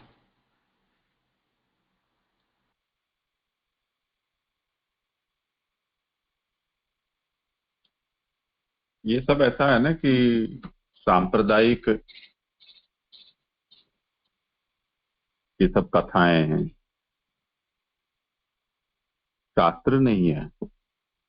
शास्त्र का मतलब हम हमारे लिए शास्त्र से भी शायद बढ़कर हो, वो एक अलग विषय है, पर सर्वमान्य नहीं होता है ना।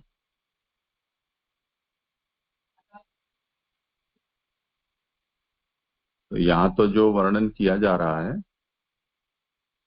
वो द्वितीय अध्याय में जो ध्यान का वर्णन है उसमें जो संसूचन के रूप में वर्णन किया गया है, वो भगवान ने ऐसे अपने अनुग्रह का संसूचन किया, तो वो संसूचन किसे माना जाए? तो संसूचन की पराकाष्ठा जो है वो ये भगवान की रास क्रीड़ा है।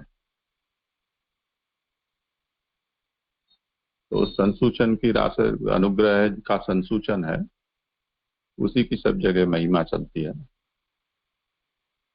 बाकी सांप्रदायिक जो भी संसूचन के रूप में कथाएं वर्णित हैं वो संप्रदाय में प्रभावशाली होती होंगी, या उस प्रकार के उसमें जिनको प्रामाण्य का बोध होता हो उनको वो संसूचन लगता होगा, पर सर्व के लिए होना तो थोड़ा मुश्किल है।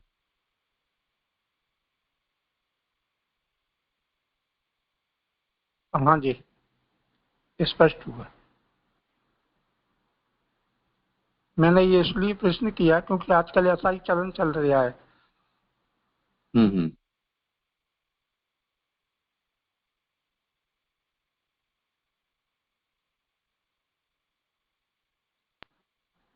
दंडवत प्रणाम। हाँ,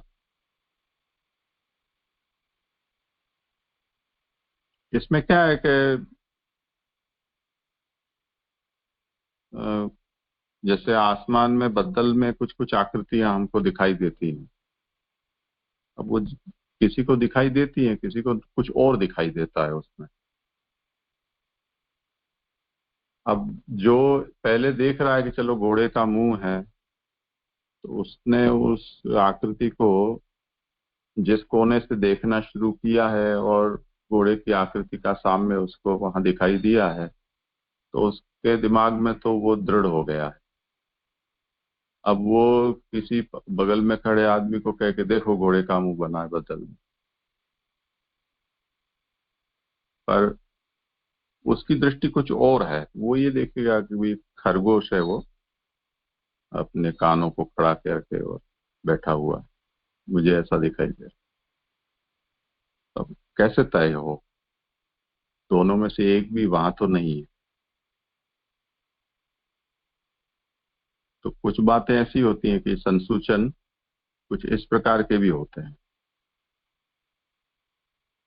वार्ता के प्रसंग में ये आता है कि वो अन्य मार्गी के यहाँ अपने वो वैष्णव कहा कि हमारे यहाँ ठाकुर सब खा जाते हैं और तुम्हारे यहाँ जितना इतना वापस मिलता है।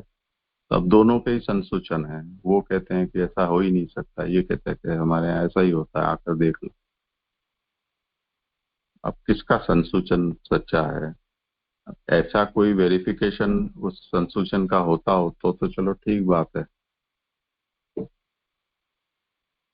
वेरिफिकेशन करेगा कौन? तो जो करेगा उसकी बात भी फिर मानेगा कौन? जैसे यहाँ गुजरात में वो एक कथाकार हुआ था, किरीट भाई फटाणिया, तो वो सबको ब्रह्म संबंध देता था भागवत कथा में। किसी ने उसको पूछा, पत्रकार ने, तो कि जैसे महाप्रभु ने सिद्धांत रहस्य में कहा है कि उनको भगवान ने आज्ञा दी और मंत्र दिया और उन्होंने भगवान की आज्ञा से ये देना शुरू किया है, इसे मुझे भी भगवान ने आज्ञा दी है, इसलिए मैं ब्रह्म संबंध देता हूं। अब इसको कैसे सही माने और कैसे इसको झूठा सिद्ध करें? हमारे पास तो कोई साधन ही नहीं है इसका। अगर हम ये कहें कि तू झूठा, तो वो कहेगा कि तो फिर महाप्रभु की बात कहते सही, किस प्रमाण से सही है? क्या आपके पास आधार है कि महाप्रभु जो कह रहे हैं वो सही है?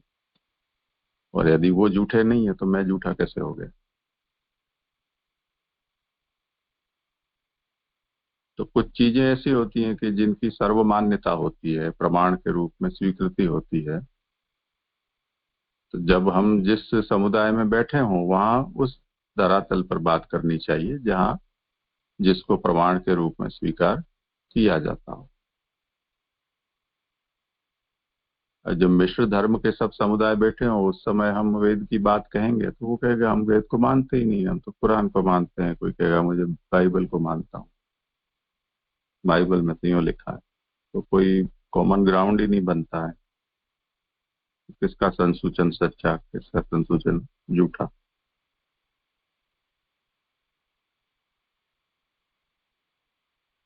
ऐसे पुष्टि मार्ग में भी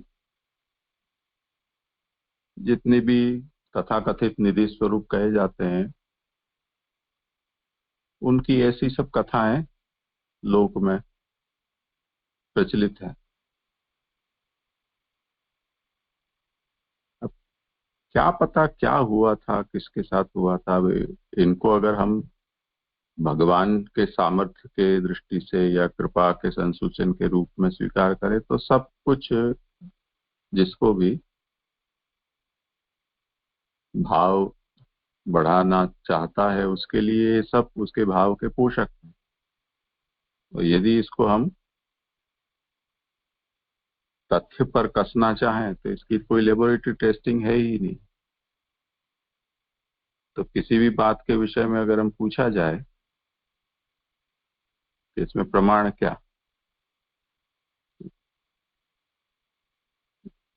जो आंखों में आंसू लाकर गदगद होकर जिसका वर्णन कर रहा है उसके पास भी इसका प्रमाण तो कुछ भी नहीं है।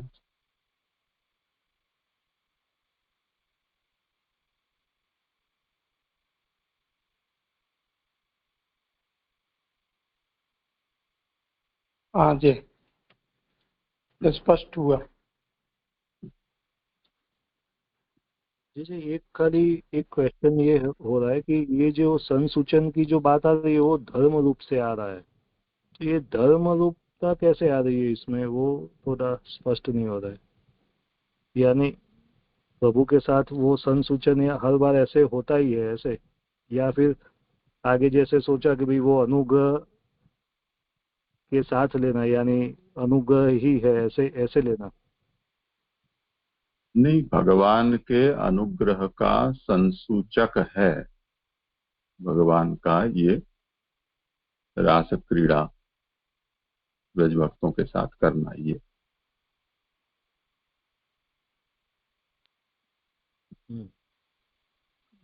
यानी धर्म रूपता, यानी जब जब भी ऐसे इस तरीके से अनुग्रह करना चाहेंगे तब संसूचित करते ही है ऐसे, या तो ऐसे होता है ऐसे समझना।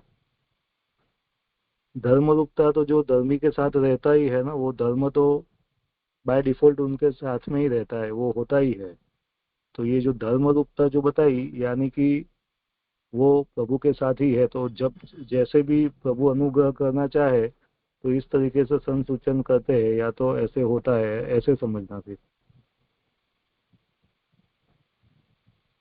ये धर्म का विषय कहाँ से आ रहा है मूल, इसमें बताओ ना। हिंदी वाला, मैं वो संस्कृत वाला देख रहा हूँ नहीं तो मुझे हिंदी में, हाँ नहीं, धर्म यानी जैसे जो आगे एक वन बाय वन हर एक वो श्लोक में धर्म रूपता आ रही है ना, वो एक एक धर्म लिया तो इसलिए और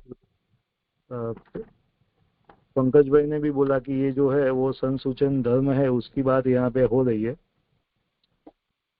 तो जे तेजस्वी आभासार्थ में से कह रहे हैं जे? हाँ, आभासार्थ में धर्म ऐसा नहीं लिखा है, लेकिन वो धर्म रूपता एक एक हर एक श्लोक में वो आ रही है ना, वो जैसे दो 288 जो पेज है उसमें सभी के धर्म वो आए 10 जो है वो, जैसे लीलात्व है वो विसर्ग है, हसी तत्व है वो स्थान है, ईक्षण है वो पोषण है, तो उसी तरीके से सुनसिचत्व वह निरोध है, संसूची तत्व वो निरोध है। तो यहाँ पे संसूचन जो है वो निरोध धर्म के सेंस में आ रहा है, तो वो कैसे समझना, वो स्पष्ट नहीं हुआ जी। ये जो पूरा विषय है वो इसी स्कंद के दूसरे अध्याय में जी जी केचित स्वदेहांतर हृदयावकाशे 8वां श्लोक पृष्ठ संख्या 59, वहां से ये विषय चल रहा है। और प्रादेश मात्र पुरुष वसंतम चतुर्भुजम कंजरथांग शंख गदाधरम प्रसन्न वक्त्रम, इन सब जो के रूप में वर्णन आया है प्रभु के स्वरूप का, उसका यहाँ भगवान का चरित्र बता रहे हैं। उसमें ये जो वर्णन है वो 12वें श्लोक में अदीन लीला हसिते क्षणोल्लसद भ्रूभंग संसूचित भूर्य अनुग्रहम, तो भूभ्रंग भ्रू और भंग इसका निरूपण आगे हो चुका। अब संसूचित तत्व उसका यहाँ पर ये वर्णन इस समय चल रहा है। तो ये संसूचित भूर्य अनुग्रहम, ये इतना पूरा पद है। उसका मतलब क्या हुआ? भूर्य अनुग्रह, भूरी यानी पुष्कल, बहुत, पूर्ण, अनुग्रह मतलब कृपा, और उसका संसूचित यानी सूचना।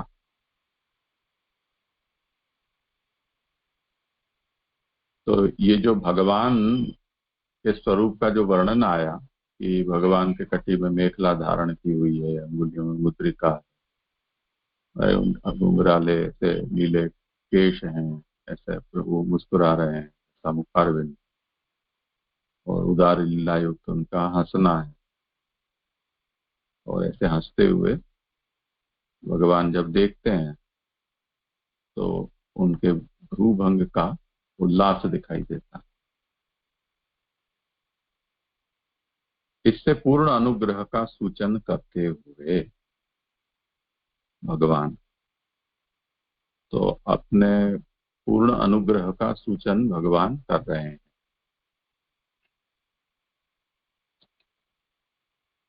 तो अनुग्रह का संसूचन, उसका वर्णन यहाँ भगवान की ब्रज भक्तों पर कृपा जिस तरह से हुई, जिसके फलस्वरूप भगवान ने उनके साथ रास करना चाहा और प्रतिबंध आने पर प्रतिबंधक का निवारण करके उनके अनिष्ट की निवृत्ति भी की,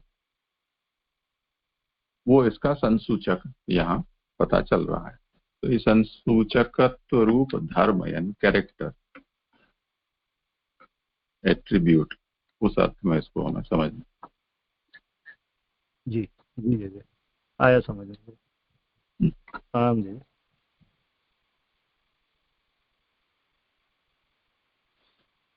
ठीक है, यहाँ आज समय भी हुआ है, विराम रखें।